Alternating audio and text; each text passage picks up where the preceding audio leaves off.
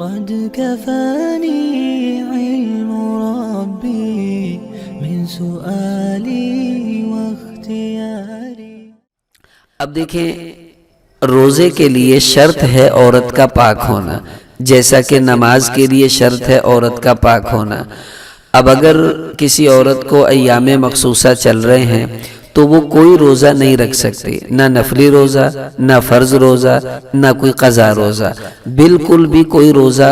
ناپاکی کی حالت میں نہیں رکھا جا سکتا۔ اب مسئلہ سمجھ لیں، مسئلہ یہ ہے کہ اگر کسی عورت نے روزہ رکھا ہوا تھا اور اسی دوران اس کو حیض آ گیا تو روزہ ختم ہو گیا۔ مثلا آپ نے صبح روزہ رکھا، افطاری کا ٹائم 6:30 بجے تھا اور 6:15 بجے بھی حیض آ گیا تو یہ روزہ ختم ہو گیا۔ 6:25، 26، 27، 28، 29 منٹ پہ بھی آ گیا تو بھی روزہ ختم ہو گیا۔ یہ روزہ اب شمار نہیں ہوگا، بعد میں اس کو قضا کرنا ہوگا۔ یہ مسئلہ سمجھ لیں، ایام مخصوصہ کی نمازوں کی قضا تو اللہ نے نہیں رکھی، اس میں مشقت ہے،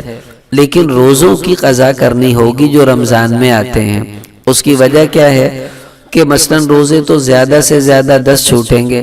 اور آگے جو مہینے آ رہے ہیں وہ 11 مہینے آئیں گے اگلے روزے تک، تو اگر ہر مہینے ایک بھی رکھ لے تو کوئی اتنا بوجھ نہیں ہے، اگلے رمضان تک آرام سے اس کے روزے پورے ہو جائیں گے۔ تو چونکہ روزہ رکھنے میں زیادہ مشقت نہیں تھی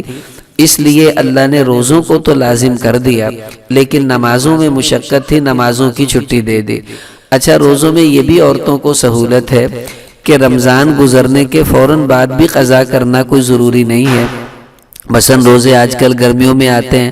تو آپ جب قضا کریں تو سردی کے دنوں میں کر لیں، دسمبر میں کریں، جنوری میں کریں، آپ کی مرضی، کوئی بات نہیں، تاکہ دن بھی چھوٹے ہوں، موسم بھی ٹھنڈا ہو، روزہ رکھنا بھی آسان ہو، تو ان دنوں میں قضا کی جا سکتی ہے، کوئی اتنا لازم نہیں ہے کہ اسی وقت فوراً قضا جو ہے وہ کی جائے۔ اگلی بات یہ ہے کہ روزہ آپ کا ٹوٹ گیا، مثلا ظہر کے وقت حیض آ گیا، اب روزہ تو ختم ہو گیا ہے، لیکن اب آپ کو روٹی ووٹی نہیں کھانی۔ علماء نے لکھا ہے کہ اب روزہ تو نہیں لیکن روزے داروں کی طرح دن کو گزارنا عورت پر واجب ہے، ضروری ہے۔ اب سارا دن اسی طرح رہے جیسے روزے دار رہتے ہیں، کھائے گی نہیں، پیے گی نہیں اور اسی طرح اپنا دن گزارے گی، تاکہ اللہ کے حضور جو ہے یہ عورت اپنا پورے کا پورا عمل جو ہے وہ کرتی رہے اور اللہ کو دکھا دے کہ یا اللہ تو نے تو میرا روزہ ختم کر دیا، لیکن میں پھر بھی تیری اطاعت و فرما برداری میں نہ کھا رہی ہوں نہ پی رہی ہوں، اے اللہ تو مجھ سے راضی ہو جا۔ اللہ خوش ہو جاتے ہیں۔ لیکن اگر بالفرض کوئی عورت کھا بھی لیتی ہے تو کوئی بات نہیں، اس کو گناہ نہیں ہوگا کیونکہ روزہ تو اس کا ٹوٹ ہی گیا ہے حیض کی وجہ سے۔ لیکن بہرحال آداب جو رمضان کے علماء نے لکھے اس میں یہی ہے کہ اس کو نہیں کھانا چاہیے۔ اچھا، ایک بات اور یہاں سمجھیں، دیکھیے اگر کسی عورت کو ایام مخصوصہ چل رہے ہیں تو علماء نے لکھا اس کو چاہیے سحری کے وقت اٹھے اور کھانا وانا بنائے، اگر کھانا نہیں بھی بناتی تو سحری گھر والوں کے ساتھ بیٹھ کر کھانا کچھ کھا لے، اور شام کو افطاری بھی گھر والوں کے ساتھ بیٹھ کر کچھ کرے۔ کیوں؟ گھر میں باپ بھی ہے، بھائی بھی ہے، بیٹے بھی ہیں، تو اپنے ایام مخصوصہ میں اگر یہ روزے نہیں رکھے گی تو ان کے سامنے یہ بات آ جائے گی کہ یہ ان دنوں میں ناپاکی کی حالت میں ہے،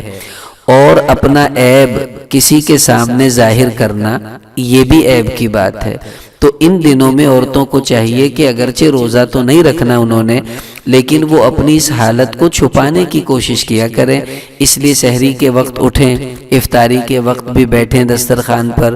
اگرچہ دن میں جب باپ بھائی گھر میں نہ ہوں چھپ کر کھاتی بھی رہیں، کوئی بات نہیں، گناہ نہیں ہے، لیکن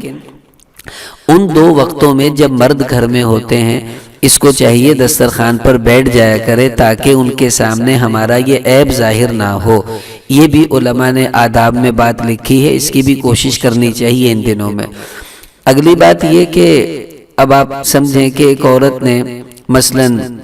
اس کے ایام مخصوصہ چل رہے ہیں، اب صبح سحری کا وقت بالفرض ختم ہوتا ہے 5 بجے بالفرض، اب اس کا خون رک گیا ہے، اور خون رکنے کے بعد اس کو اتنا ٹائم ہے کہ یہ غسل کر سکتی ہے، مثلا 10 منٹ میں یہ غسل کر کے پاک ہو سکتی ہے، تو اس عورت پر روزہ واجب ہے یہ والا۔ یعنی یا تو جلدی جلدی غسل بعد میں کرے، کوئی بات نہیں، یعنی غسل کرنے کا ٹائم اگر اس کے پاس تھا اور 10 منٹ میں یہ غسل مثلاً کرتی ہے اور 5 بجے ٹائم ختم ہوتا ہے اور 4:45 بجے اس کا خون رک گیا، تو اب اس پر یہ روزہ واجب ہو گیا ہے آج کا رکھنا۔ اب فوراً غسل کرنے جائے گی تو پھر کھائے گی کیسے؟ تو کوئی بات نہیں، غسل بعد میں کریں، پہلے سحری کھائیں اچھی طرح، پھر جب روزہ کا وقت ختم ہو جائے اب بعد میں غسل کر کے پاک ہوں اور اپنی نماز بھی پڑھیں اور یہ روزہ آپ کا کاؤنٹ ہو گیا۔ یعنی فوراً غسل کرنا تو ضروری نہیں، لیکن اگر غسل کرنے کا ٹائم آپ کو مل گیا ہے تو یاد رکھیں پھر آپ پر یہ روزہ واجب ہو چکا ہے، اس کو رکھنا ہے۔ اگر نہیں رکھا تو بعد میں اس روزے کی بھی قضا کرنا ہوگی اور یہ ضروری ہے۔ اب جن عورتوں کے روزے پچھلے رہتے ہیں وہ سوچیں کہ میں نے تو اتنے روزے چھوٹے ہوئے ہیں، ان کو میں نے قضا نہیں کیا، تو وہ قضا کریں۔ اگر وہ روزہ نہیں رکھ سکتی، مثلا شوگر کی مریض ہیں، دل کی مریض ہیں، ان کو دوائی کھانی ہوتی ہے اور وہ نہیں بھوکا رہ سکتی، تو پھر ایسی عورتیں اپنے روزے کا فدیہ دیں۔ ایک روزے کا فدیہ وہی ہے جو صدقہ فطر کا ہے، اندازاً 100 روپے ایک روزے کے بدلے میں وہ دے دیں تو پھر ان کے جو روزے ہیں وہ ادا ہو جائیں گے۔ لیکن یہ ان کے لیے ہے جو روزہ رکھ ہی نہیں سکتی، پکی مریضہ ہیں جن کے صحت مند ہونے کی کوئی امید نہیں، اور جو تھوڑی بہت بیمار ہے کوئی بات نہیں، وہ بعد میں قضا کر لے، پوری عمر میں جب چاہیں قضا کریں، لیکن قضا ہی کرنے ہوں گے، ان کا فدیہ وغیرہ دینا یہ جائز نہیں ہے۔